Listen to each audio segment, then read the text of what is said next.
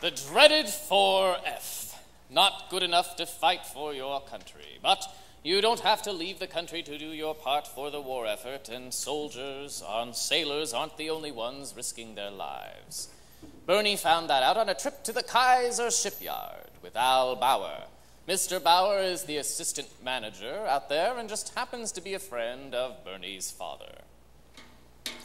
Watch your step there, son. This place is like a minefield. How's that, sir? Oh, those hoses carry the gas up to our torches.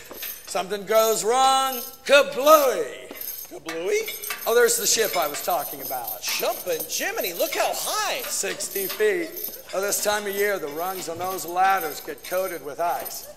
Yesterday, Cliff Peterson got halfway up and fell. 30 feet, did he? Oh, he'll be all right. A few days in the hospital. Lost a guy last month, though. Office worker. Office worker? How? Strangest thing. Well, an underground explosion blew a manhole cover right up in the air. Carl stuck his head out the door to see what happened, and that manhole cover came right down smack on his head.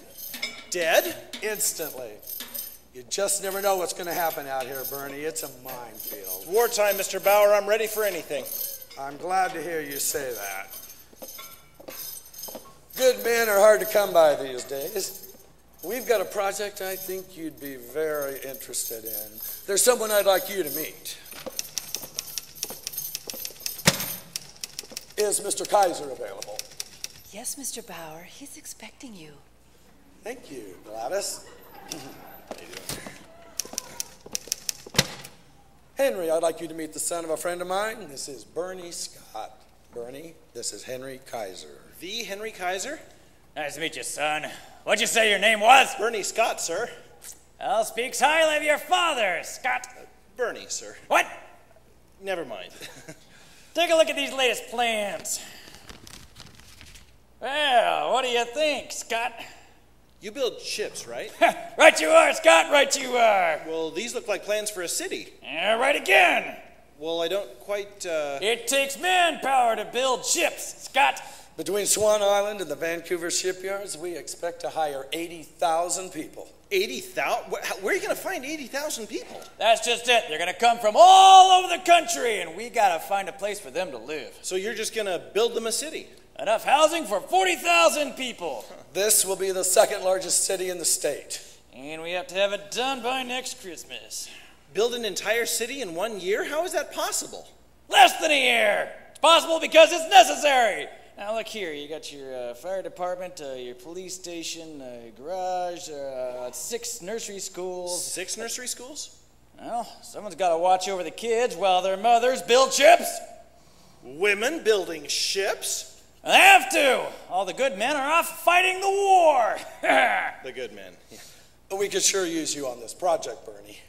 You would be the assistant to the general contractor. Take care of all those pesky permits down at the Housing Authority.